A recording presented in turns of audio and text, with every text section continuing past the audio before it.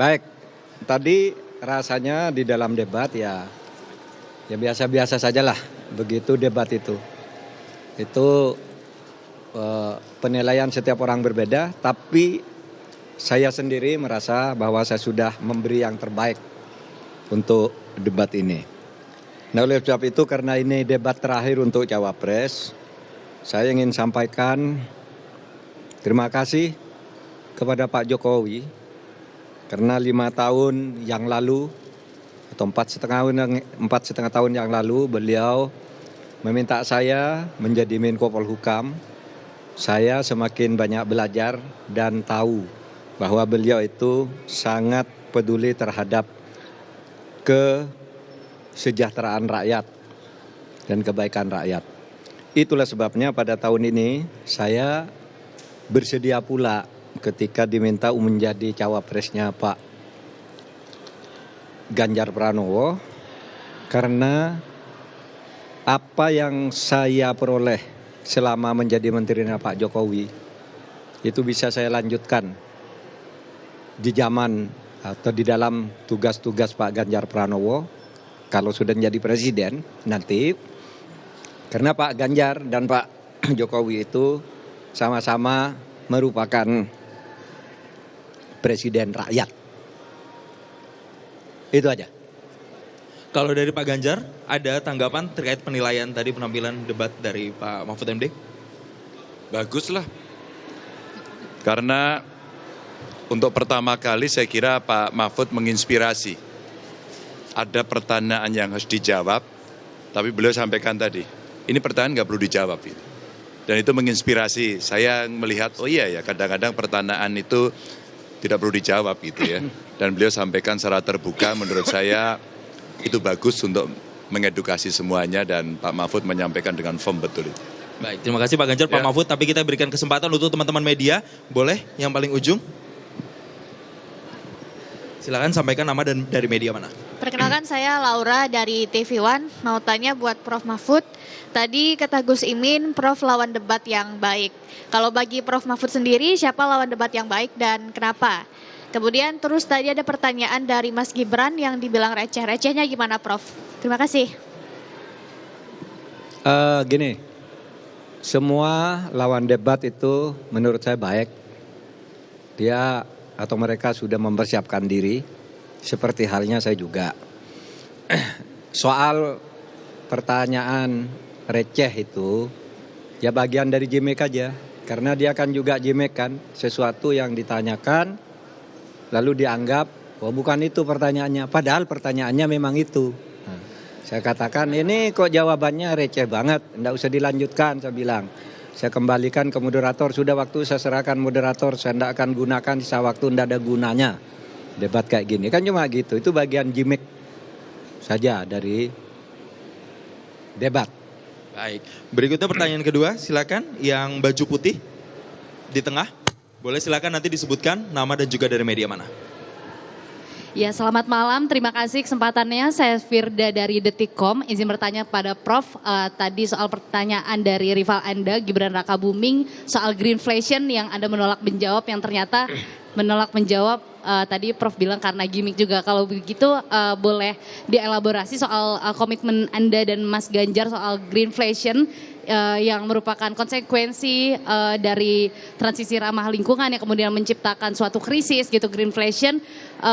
Apakah bagaimana Anda nantinya mewanti-wanti ketika kebijakan ekonomi hijau ini diterapkan itu tidak menimbulkan perlawanan, penolakan dari masyarakat seperti demo rompi kuning yang tadi disinggung sama Mas Gibran. Bagaimana komitmen Anda?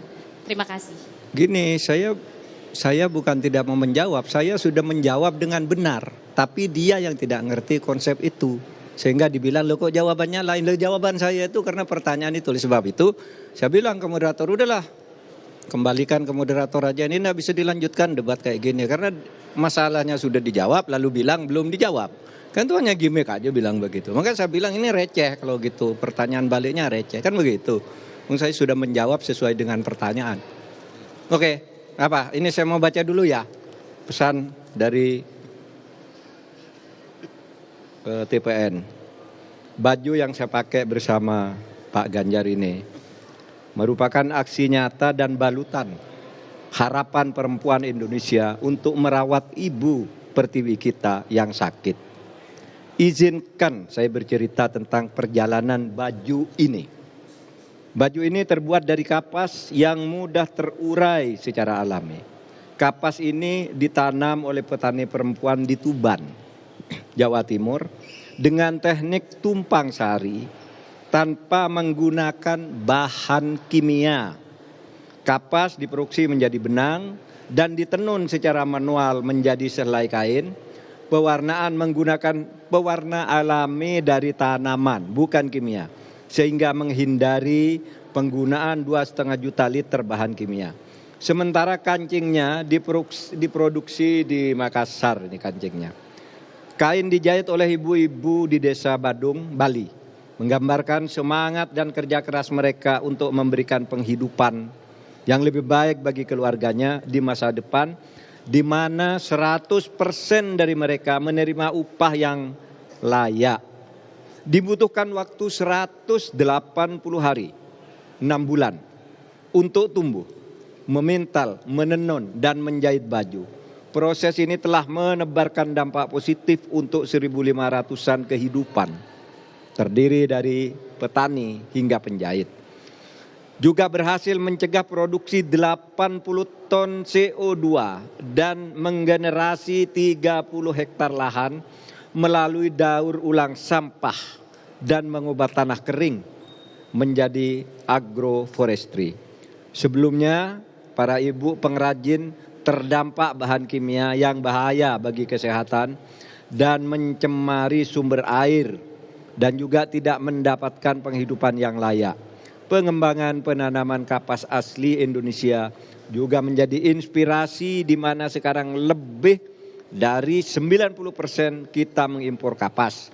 Padahal di tahun 1940 sampai 1950 Indonesia adalah salah satu produsen kapas global terbesar.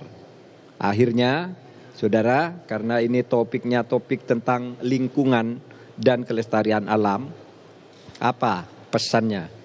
Kisah yang saya sampaikan tadi membuktikan bahwa kita bisa membangun Indonesia unggul yang adil dan lestari untuk seluruh rakyat.